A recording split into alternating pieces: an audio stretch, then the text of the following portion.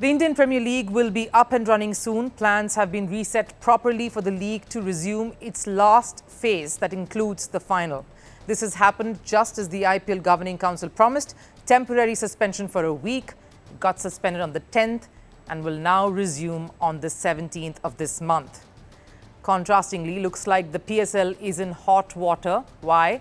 Absolutely nothing has gone right with the tournament, and to top it all, UAE has now refused to play host to the remainder of the Pakistan Super League.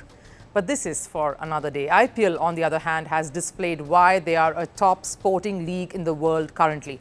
Before I get into details of that, let's also get some of the information that has come out right out of the way. In fact, a lot of which many media outlets got wrong. First, the IPL will, of course, resume on the 17th of May, as they all promised, exactly 1 week after it was temporarily suspended. As promised, there will be just 2 double headers. So none of that talk of BCCI packing it all up with only double headers to wrap it up in a jiffy coming through.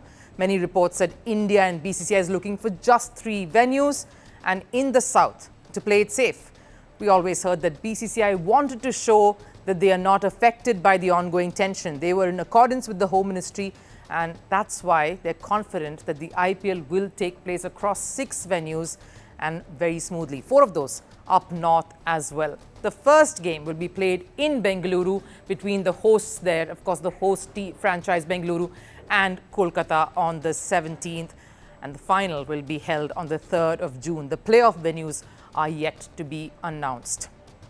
The authorities, of course, involved were absolutely methodical in making these decisions with little time on hand. India is currently in a huge political dialogue regarding their fight against terrorism, and amid all of this, the IPL Governing Council members have been meticulous and steadfast in their communication with all the franchises, all of whom were on the same page and took the necessary advice required in such scenarios from the Home Ministry as well.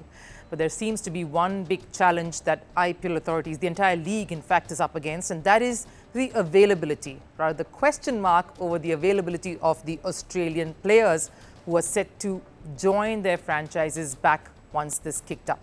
Few of them very key to some of the teams who have a chance to make it to the top 4 of this edition. Here's the statement that I received from Cricket Australia.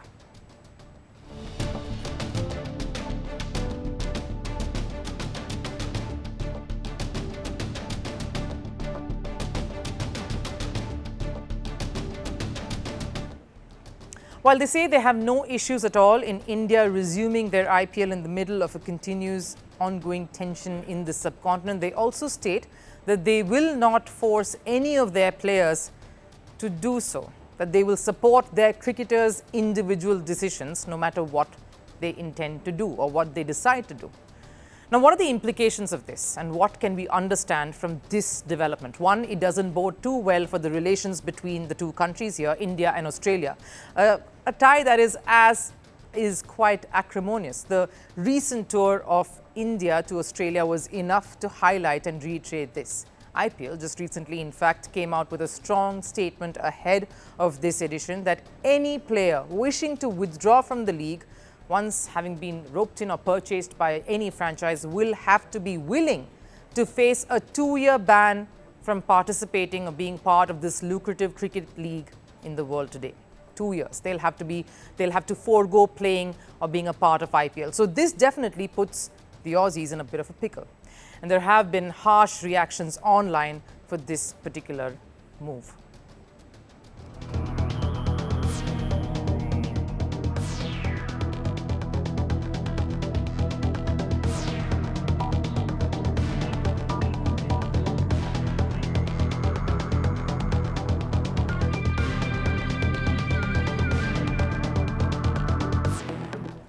Part of this strong reaction also comes from the fact that Australian players garner the big bucks. They always go for the highest bids in a lot of the last few auctions that we witnessed.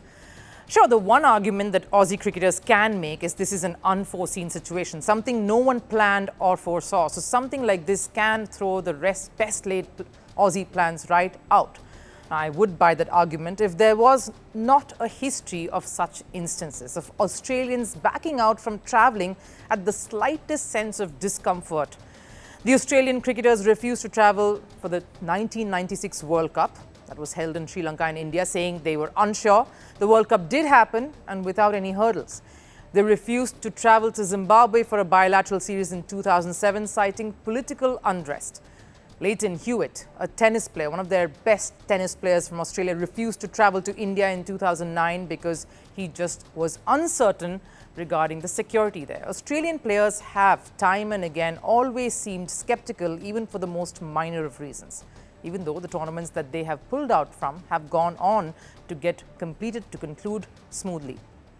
Take India, there has not been a single instance of any untoward incident curbing or disrupting a sporting tournament, cricket or otherwise. India has always kept the security and safety of its players and those visiting top priority. That's one of the reasons why IPL is set to resume not just in the southern states of the country, but all over, as Indian Premier League tournament should be conducted. They're absolutely certain that this event will wrap up in the best possible manner without a single hiccup. At Firstpost, we are choosing to hold on to accuracy. That means we won't always be first. We may not get you your breaking alert, but what you will get is what we owe you, and that is the truth. Verified, checked and cross-checked. We rely on sources and verified ones. After all, that's what separates a journalist from a loudspeaker. But sometimes even we miss a beat, and when we do, we will tell you. Like yesterday, we ran visuals from a registered news agency. That visual turned out to be fake, so we are taking accountability. And from now on, we will cite the source of every visual, every picture, every video that you see on Firstpost will have a source mentioned. That is our commitment to you. We will wait, we will verify, we will ask again, and only then will we tell you. No noise, no panic, just the facts. Because right now, that is what the country needs most.